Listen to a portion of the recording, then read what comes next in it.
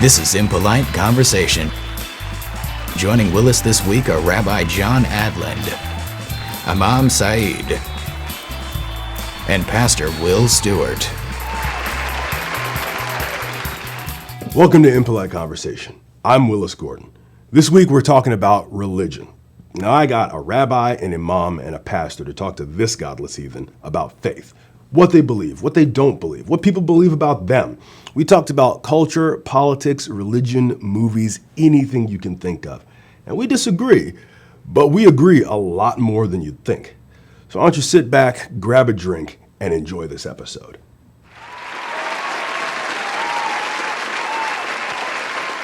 I wanted to talk about, and we kind of touched on it already, in American politics and especially in this election cycle. I would say it traces back even further, but it got really loud and really noisy and unwieldy in about 2010. But the level of anti-Semitism and Islamophobia and the level of rhetoric has ramped up in the last 6 years, and especially in this election cycle as well. Again, I have some numbers here as well, because this isn't a new thing. People are thinking about, you see the Ku Klux Klan, coming out and answering phones at Donald Trump, campaign places, and and neo-Nazis in all these different places, and you see these things, and people are, just absolutely shocked, like, how could this happen in this country? And again, here the same thing, right around 1939, I believe, but there were 22,000 people in Madison Square Garden for an American Nazi rally. I think the German-American Bund or something like that. Mm-hmm. And that was here in the States, in Madison Square Garden. That happened. And the fact that people think that it all just disappeared on New Year's night, 1969, like racism and all this sort of hatred just kind of stopped happening, just recently. And I think that with the events of, after 9/11 and with the wars in Iraq and all these other things, because I was, deployed back to back, and I've seen a lot of people who are struggling who are otherwise very good people, but get into certain situations and are surrounded by certain things and certain rhetoric, it starts to get into their heads. And I'm wondering, why so recently do you think we're going through this flare-up, and what can we do to sort of combat it? Because it seems like there's just this tidal wave of stuff that's just so easy, and for us to explain what makes sense, it seems like it takes a much longer time than to just say something nonsensical. So what always amazes me about these white supremacists, Aryan, Nazi, all of these groups, which are all linked in some way or another, is that their fathers and their grandfathers fought in World War II to defeat the exact same people that they're now trying to become. Yeah. So that's A. B is, it's happening now because there are leaders in this country who are pitting one part of this country against another. And right now it is looking at, and the minorities, the Muslim community, the Jewish community are minorities here, and it's easy to target some of these, to pick on the small guys. The voiceless. Yeah. Imam, you brought up from one perspective, the first sin was the killing of Cain and Abel, and I wouldn't necessarily disagree. Yes. But there are other traditions that would But we get it. I most certainly understand, but there is, of course, there's that other stream. Sidebar.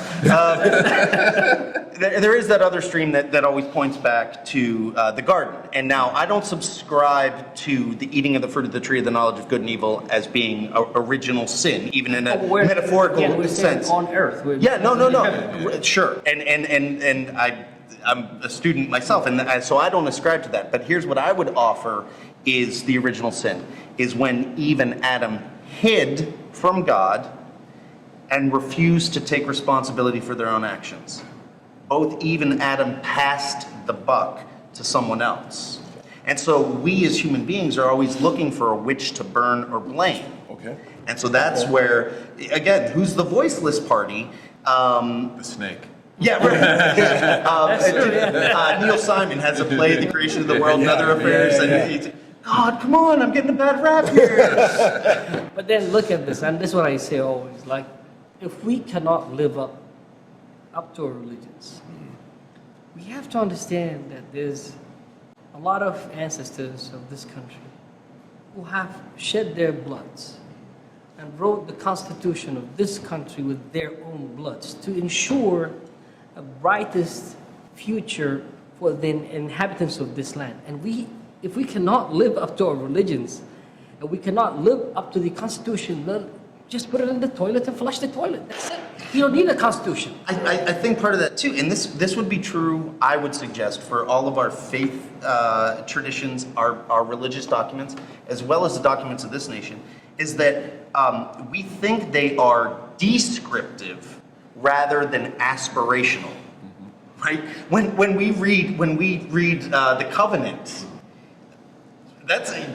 you need to live into this. You're not already moral beings. Okay. When we read the Constitution and the Declaration of Independence, these are things that we constantly have to be striving for. If we've already arrived, then of course, those who are following behind us, they could never live up to this stuff. So I guess what I'm seeing is that I think I've got three rather exceptional people here, just because of the fact that the majority of people who would say that they subscribe to these three faiths would see these things as descriptive rather than aspirational. I feel like there's a lot of people, at least the majority of people, it seems like, who you hear about, who see things as descriptive. And I'm not necessarily agree with that. We have to understand that we say the belief is not just what is written. Mm-hmm.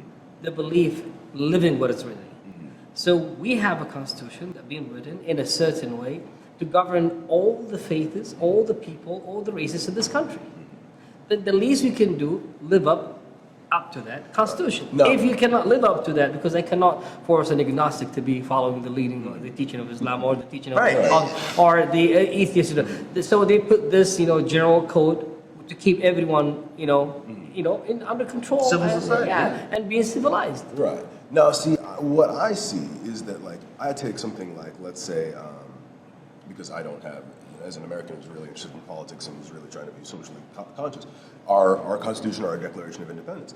I look at our Constitution as an imperfect and an incomplete document. Of course. As opposed to, where there's other things that are, it's been written. There are no amendments to the Bible. You know what I mean? Not in the last couple hundred years, but there's. So let me give you a good. Human made is imperfect. Right. Let me give you a good parallel to that. For the Jewish community, the first 5 books of the Hebrew Scriptures are sacred text.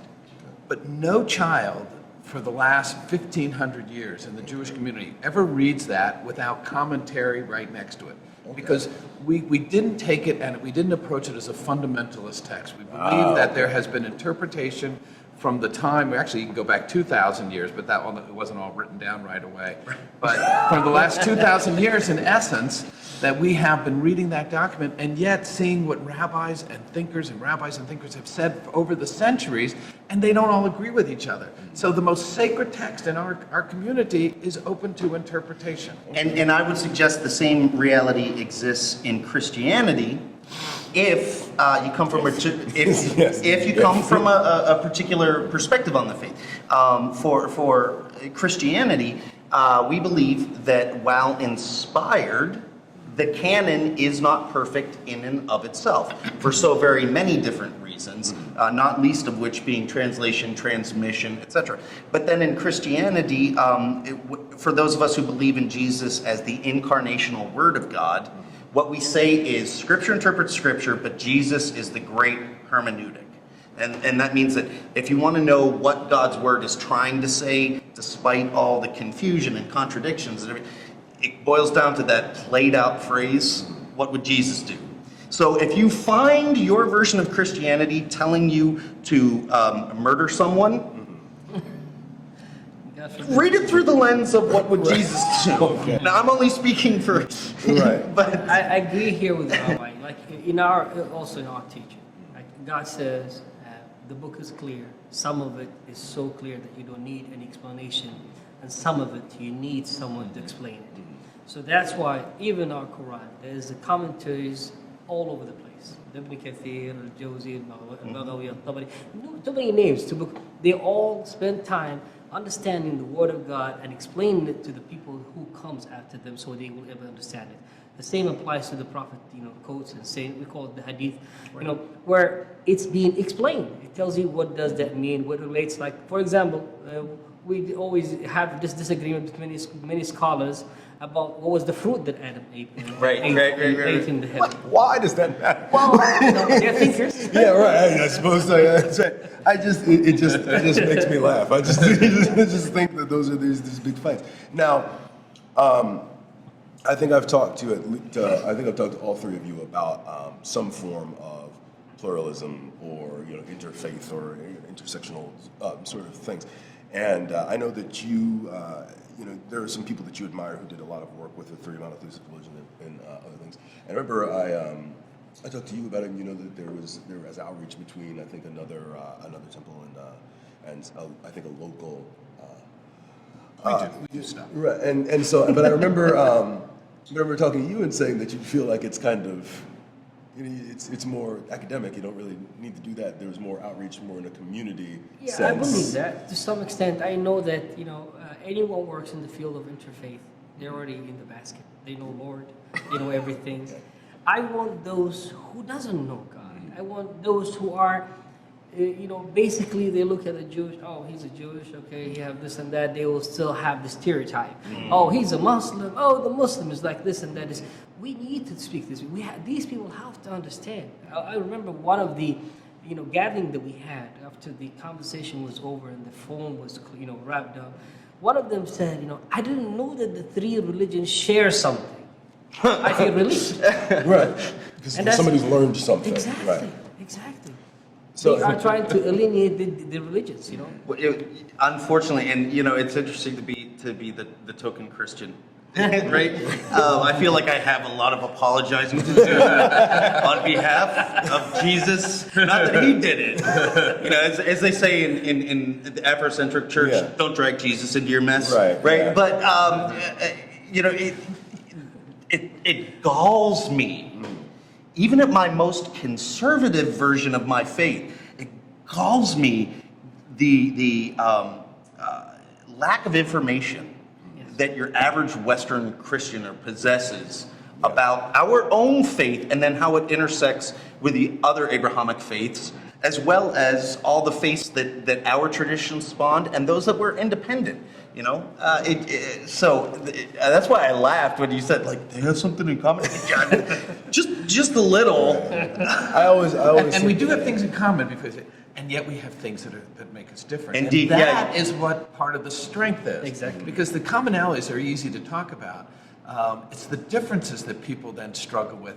You mean you don't believe this? You don't believe? Yeah, but I believe these things, and this is what makes me strong, and is my path to God, and that's what Saeed's path to God is, and that's what your path to God. And it's okay to not share everything. And which actually brings me to one of the points I was gonna bring up is that a lot of the time here, and part of this entire show was to get the four of these perspectives down on the table to see, okay, these are actual living, breathing people that I can actually see. There's a human face to a lot of this, and to humanize it, but also to show that there is a lot of intersection. There's a lot of what we agree on, but I also wanted to bring up some of the stuff that we disagree about, because I feel like if you don't, then it's just it doesn't feel completely honest, where it's like, oh, well, let's just talk about the nice stuff that we can all sort of agree on and then just kind of hurry out the door before we have to disagree.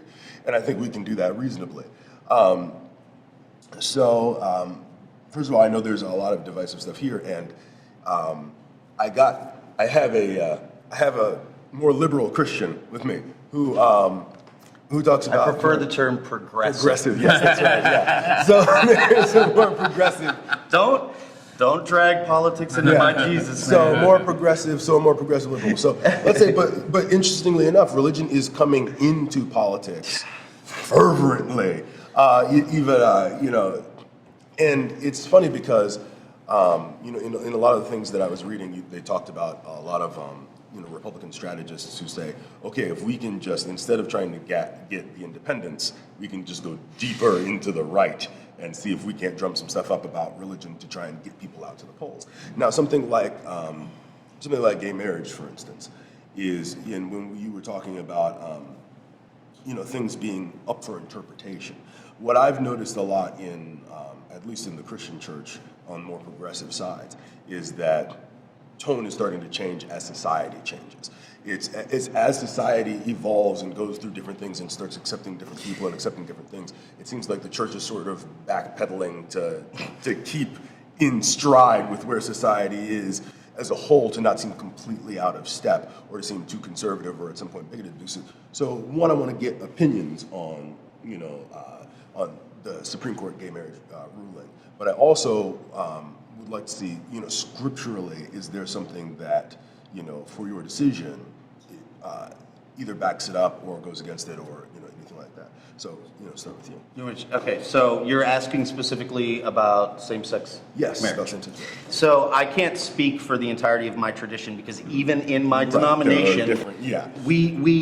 we embrace the fact that we center our life together around the person of Jesus, and then after that, we really don't agree about much of anything. That's why they call us utterly confused Christians. Yeah, the UCC. Yeah. But so I was not always affirming of same-sex relationships in a religious perspective. Okay. But probably about 13, 15 years ago, I started to make that theological journey. And even at my most conservative evangelical point in my faith, as an American, as well as philosophically as a Christian, I said, I can't mandate my morality for another citizen of this nation. So even at that time, while I wouldn't have performed a gay marriage myself, I've since then done so. At that time, I wouldn't have performed a gay marriage myself. I believed in the rights of another American citizen to have that freedom, because you can't legislate morality. Right. So how do you separate those two?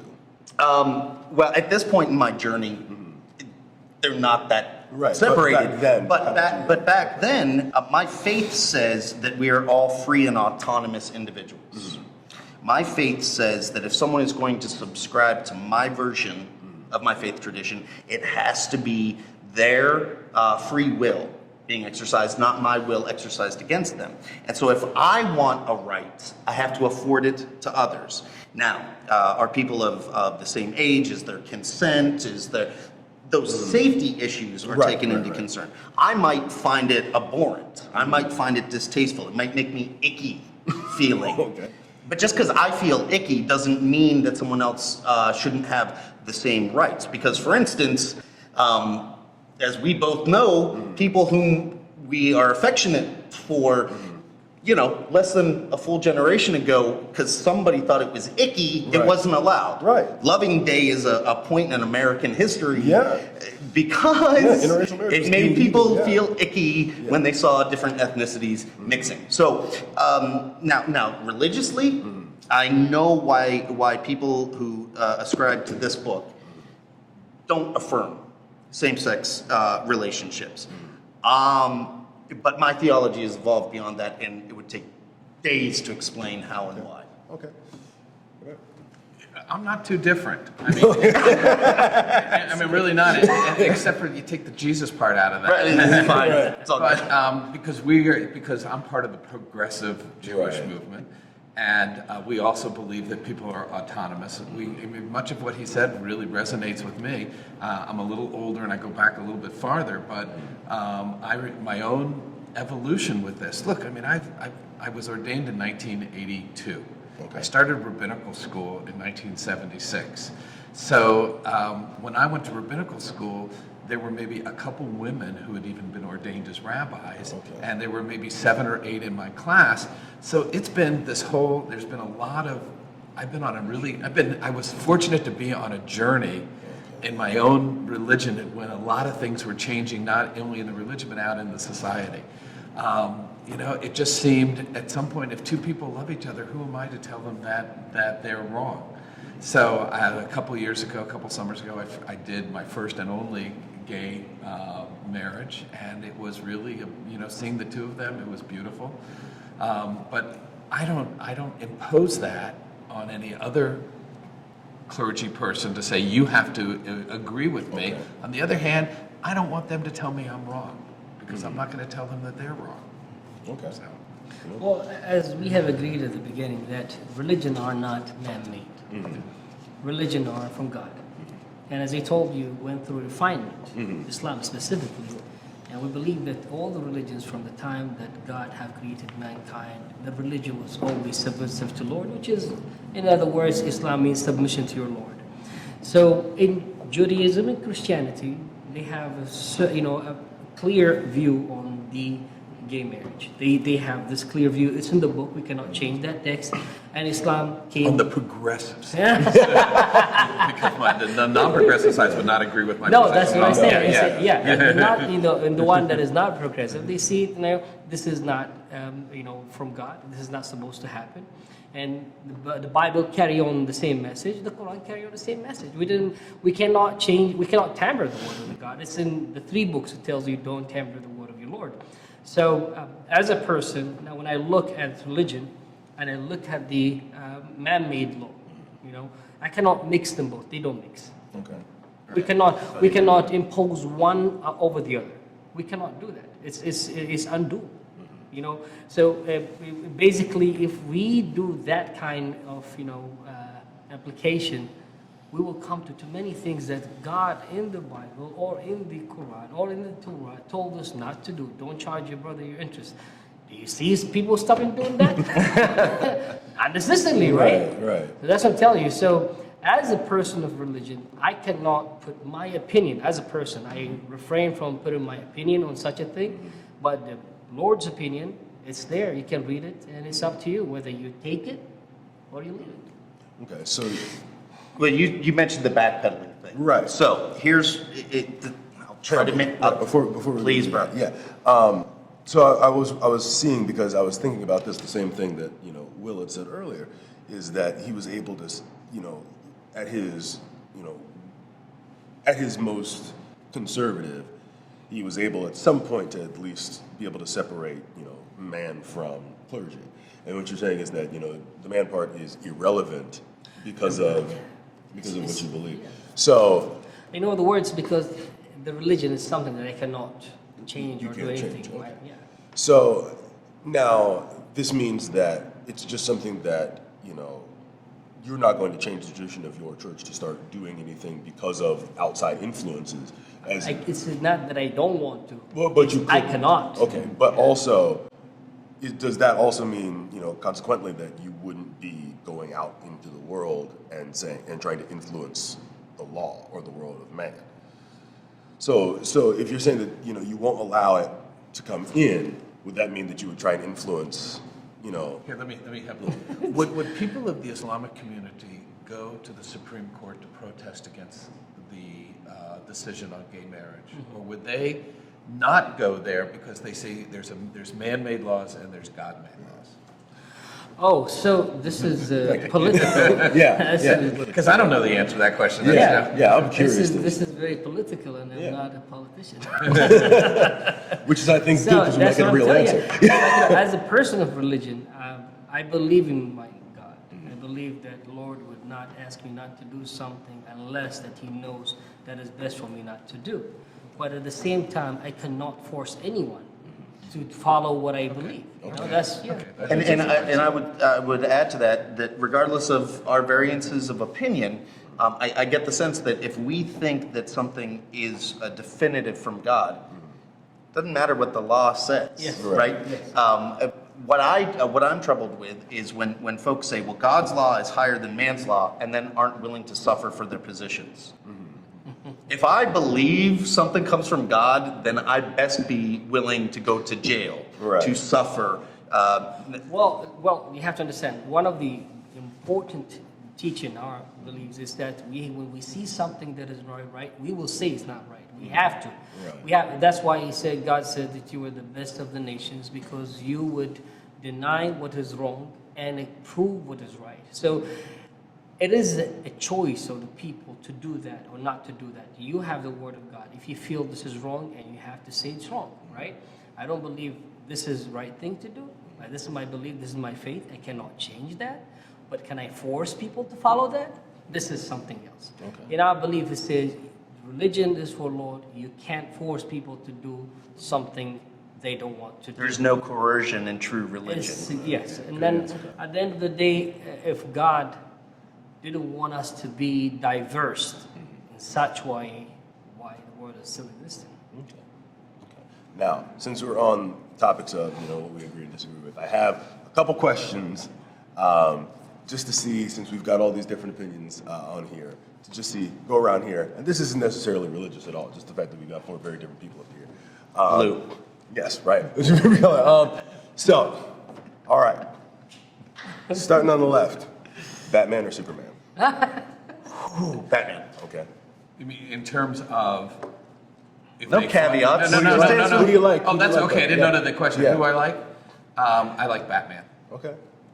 Batman. That is the coolest.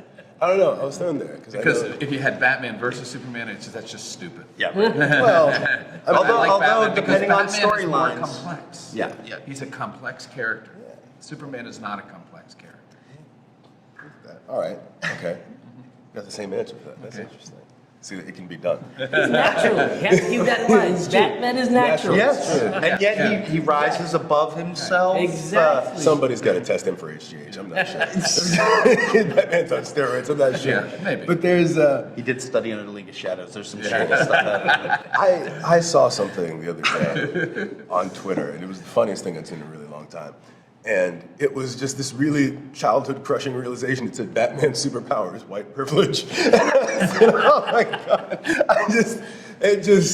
Okay. It freaked me out because There's then I that. realized, I said, There's that. oh. I was like, that's awful. Why would you say that? All right, here's another one. Okay. Sean Connery or Daniel Craig? Oh, Connery. Sean Connery. I like the voice. Okay, Connery. Yeah. All right, so we all agree that Connery is the best Bond. Now, I've had a lot of people push back for Daniel Craig, and he's probably my number 2. He's not Probably- bad. probably I'm my not saying that. Now, I like who was the one before Daniel Craig? Pierce Brosnan. I like Pierce. I like Pierce Brosnan. He brought a lot of the comedy back. Yeah. Yeah. I feel bad for Pierce Brosnan just because of the fact that he was after the Cold War and before 9/11, so he never had any. Do you real remember bad Scarecrow guys. and Mrs. King before he was 007? Yeah. That was Remington a Steele? great show. Yeah, Remington Steele was great. Oh wait, no, he wasn't Scarecrow. He was Remington Steele. He was But great. what was Scarecrow? And I Mrs. mean, Anyway, I was that's in love irrelevant. I was in love with the woman in Scarecrow. Yeah. Mrs. King. Yeah. And she was one of the Charlie's Angels. Oh yeah. And she was smart. Yeah. That's right. That's right. Okay. What else do I have here? Mad Men or Breaking Bad? I'd probably go Breaking Bad. Okay. I just finished Mad Men. I binge watched both of them. Breaking Bad.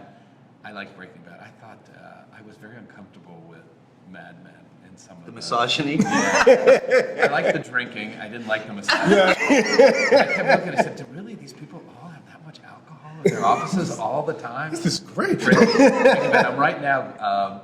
I watched the first season of Better Call Saul. And, Yeah. And tomorrow they're having the whole second season on, and I didn't. And AMC does on my on demand doesn't go back all the way to the first one, so I actually recording them all so I can watch through Nice. them. All, so. Nice. What about you? Well, I'm not the person of TV shows, to be Okay. honest with you. Okay. Recently, I've been seeing some kind of advertise of a TV show called House of Cards. Oh yeah. That's a really good show. I actually You should make an exception for that. That's a That really guy good is It's an something interesting- else. yeah. I like the way he did the advertise. Is something. There's I like nothing the good about language. him. Nothing good. I Nothing love good. it. Nothing love good. it. He's great. Love to be. He's one of the best bad guys in TV. Yeah. I like the tone and the English he uses. Very gravitas. very old. He's English. great. He's great. Okay, now this is a little more complex. It may take some thinking. Would you rather fight 10 duck-sized horses or 1 horse-sized duck? 10 duck-sized horses or one One horse-sized horse-sized duck. duck. One horse-sized duck. Yeah, I'd say one horse-sized duck. Yeah? Yeah. Ducks are mean. I know that. I I realize still that. think I have the advantage because I got hands. It's it's better to have one large opponent. Wesley from The Princess Bride teaches us. This is true. This is true. But to have one outsized opponent rather than multiples that you keep track of. Yeah. I have 3 kids and I'm a single dad. They outnumber me. Little I don't hooves like those kicking you odds. in the calves. Yeah, that's no good. Yeah. I play soccer with my congregation sometime, and when he talks about the little things, so we have those parents who bring their kids to play with us. It's really hard to go around them. Just going for the horse. So you go for the horse-sized duck. Okay. All right. What about you? Yeah, they don't have hands. I got an advantage no matter how big they are. Well, horses don't have hands on them. Well, you didn't say to fight a horse. You said to fight a duck. Yeah, duck-sized horses. Or one horse-sized duck. One Yeah. horse-sized duck. Yeah, or 10 duck-sized horses. Yeah, but That's Either way, I don't like the odds. Yeah, right? I'm just little- When they. see the duck. Did you the ever duck- watch the Evil duck- Dead? Right? Yes. I mean, little ashes Yeah, running all that's over right. you. And then you want like to do minor damages. You don't want to step on them and kill them. Yeah. This is true. Okay. All right, so good. You got one more? I think this is good. We're finding progress. This is how. That's right. This is how peace is will be going. won. At least when armies of horse-sized ducks show up, we'll know what to do immediately. Oh man. Okay. So, last one, and since there have been new movies coming out, all this other stuff, Star Wars or Star Trek? Movies or the television series versus. don't Yeah, be this a is nerd important. about This it. is important. No, it is. Thank you. Thank you. See, Okay. there, All right. as So, much scholarship has canon gone line. into this question as has gone into the commentary Which on is each so of our sad. sacred texts. I don't know. I'm so Full canon. For a full cannon for both. Ooh, jeepers. Star Wars by a hair. Okay. All right. Okay. I'm a Star Trek guy. I was one of the original Star Trek watchers when I was 12 Okay. in 1966. And I'll take all of the. I didn't watch that much of Deep Space Nine because it was on at an odd time when I was living in Kentucky. So I didn't. You get weren't allowed see to it. watch TV Well, in no, Kentucky. it was on like at 12:30, and I wasn't taping things and stuff. But Blue I laws. will take all of Star Trek except for Enterprise, which just was really stupid. Okay. Well, it seems that I'm really studious. I missed a lot. Just go with Star Wars and be different. That's what I'm saying. We can all get together at my place, and we can show Saeed Star This is how Wars. wars start, honestly. It's not. The problem with Star Wars also you have the first those numbers 1, 2, and 3, Prequels. which just Yeah, they started yeah. from terrible and got to a little less terrible. Yeah. But- And the current iteration is essentially a reboot of Yeah. the first 3. But So here's the Roddenberry thing, though, right? Despite apparently not being that cool of a person himself, I just watched the that documentary. storylines that he explored. It was all in the family. It was social- in space. social issues. Yeah. So See, That's too nerdy for me. a better question. wait a second. See, you can't necessarily Star Wars I versus feel like Star the- Trek. the imam You have just to slammed ask me. Original Star Trek versus Next Generation versus Voyager. Yeah, that's And a whole nother- really, and I happen to, of all of them, and I've watched them all, I really like Voyager because it really, it gave a chance to really go back in more contemporary to look at some of the issues in a universe far, far away. Yes. That's really very nerdy, but I like Voyager. I personally can only enjoy the original Star Trek, which seems odd. But I just feel like it gets a little too nerdy You're for a me nerd. after. But here's the thing. Okay, I have to. I will please. say this. I will say this about the original Star Trek. The original Star Trek, I would say, is probably the least nerdy out of all of them because of the fact that Captain Kirk is the Just captain of the slept with football team. So if he couldn't sleep with it, he'd punch it in the face. And I just feel like that's. But the next bit, Data and 9, 7 and 9. Yeah. I just felt Captain Picard was like an office manager in space. I was like, I don't want to watch this. This just seems like So- Is it the guy with the long hair? No, That's that's Spock. Spock. That's Spock. yeah. Okay. Picard is just Picard is Professor X. I got to bring this up, and I don't know if the rabbi's going to agree with me or not. Although I'm feeling like maybe the imam is smashing us for being big dorks, and no, it's fine. Here's why those storylines resonate. It's Joseph Campbell, right? The hero with 1,000 faces, the man's need for myth. And each of these storylines, and even Batman, they are the human story. It's the struggle between our lesser and our higher nature. It's the struggle between the diversity and unity of our species, all that sort of stuff. And then, of course, you know, And who doesn't like lasers? I don't find that But- as much in Star Wars. It's there, but in Star Trek, it's really very frontal. Oh, yeah. I feel like Star Wars is more of a fairy story, more of the classic, you know, farm boy goes out and finds the old wizard or the older swordsman and does all that You stuff. always need a wizard. Yeah, exactly. I think that's cool. But me personally, I just look at when Star Wars came out. It's in the middle of The Godfather and all those Peckinpah movies and Dog Day Afternoon and The Deer Hunter and all these really dark movies. And all of a sudden you have this really fun lasers running around and people with Western honey in buns on the space. side of their head. Yeah. And, you know, this giant 7-foot See, space dog. You weren't alive when Star that's Wars so came cool. out, and man, that was awesome. I can't even imagine. I'll tell you what. I was lucky enough to be a kid when they did the 20th anniversary where they re-released them in theaters, and my dad took me to see the movies, and I was a kid, and I come in there, and when that THX noise came on, it rattled me. But the opening, like when they do the big fanfare and Star Wars comes on the screen, I just remember just going, just being blown back by that noise. That's deep calling to deep. Willis, that's what that was. Okay. It's nuts. It's absolutely great. But anyway, this year, I'm telling you, it's possible. There can be peace between all forms. Now, speaking of which, if we can take this stuff that we agree on, that we know, and that we can possibly, maybe you guys can show me the things in Star Trek that I've been missing because I'm just, it's not there for me. But how can we promote love and knowledge, and how can we overcome what our differences are, not only theologically, but personally, and our lifestyles and all these other things? How can the four of us come together, use our separate resources, use the people who follow us and listen to us, and how can we do that and improve our community and better our communities, and how can we work together to do things? I mean, what is an idea? Well, here, I'll go first. Please. Sure, yeah. Because I'm the He's oldest. the oldest. I'm the oldest. I'm the old. I'm the Well, oldest it goes person here too. even religion-wise. So in my journey in the communities I've been, I have always reached out for relationships with clergy and churches and mosques in the community to be able to find common projects to be able to work on. I think it's really important for the community to recognize that there's a synagogue and a church and a mosque doing something. And so starting in July, we, with the Islamic community of Canton and an Episcopal church in Canton, we are going to build a Habitat house. And with the African American community and my congregation in Lexington, we built 2 Habitat houses. And that visual, you know, it's not the word. Sometimes it's this being able to see that people working together. And yes, you can have theological differences, you can even have practical differences, but you know what? It's okay to have these things as long as I accept and recognize who each person is and that they're okay on that journey, and what they're doing is not hurting me.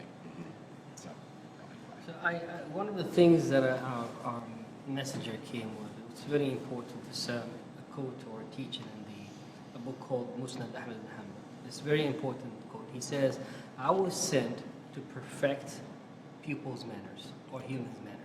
So I think manners and ethics are within the person himself. That's the first core. Religion is perfecting that, but it has to come from within the person. We have to feel the need for coexistence. We have to feel the need of serving humanity, serving the bigger picture. We will defer, and this is how it is. It will never change. And that's what I say, if you can't, accept what I'm saying, just try to coexist with it. If you cannot, love me, then try to tolerate me. So this is, this is the basic things, I think I agree with him 100%. Projects that serve the communities, that's very important, very crucial. Food banks, habitats, anything that serve the city. We have to show that we can unite on those things that will benefit everyone, and people will be able to come along. And I think that's a great thing, especially because your city, you're in Cleveland, and a lot of the stuff that we talked about today, a lot of this craziness is coming right to your doorstep. This summer with the RNC coming. So I think that Better you than me. I think that seeing, if people were to come here and were to see just the Northeast Ohio in general, Cleveland, Akron, where we are here today, Canton, all these places, if they can see, that we're all working together, I think it would change a lot of people's perspective. I think this show can change a lot of people's perspective, just to see there. So what do you think? So there's three things that I would offer. It's always three with you guys. I know, what Trinitarian, what can I say? So I'd say within my own faith community, appeal to my own sacred scriptures and say, listen, if you want to follow in the name of Jesus, this is the stuff he taught. So you're really not allowed to be a jerk to the people who live around you, whether or not they agree with you. Okay. So appeal to our own faith base internally. My experience has been, much like your gentleman's experiences, building relationship, right? Because as long as you're the other and I haven't shaken your hand and I don't know your name and you haven't told me your story, I can vilify you, right? It's much harder to do that, yeah. Encourage people to build relationship. And how are you going to get them to build relationship? Through demonstrable service projects, which each of our traditions tells us we need to be doing. Well, I think the four of us can sit down and we can figure out something that we might be able to do. Might be able to get, the four of us and get something and actually do real stuff instead of, just sitting around talking, as fun as this is. But we've been at the Coffee Pat Cafe here in downtown Akron, and it's a beautiful day outside, and it's been really great. But this has been a great show. Will Stewart, we've got John Adlin, Imam Saeed, you're here. Thank you. My name is Willis Gordon. It has been a lot of fun. This is one of my favorite episodes to shoot. We'll see you guys next week.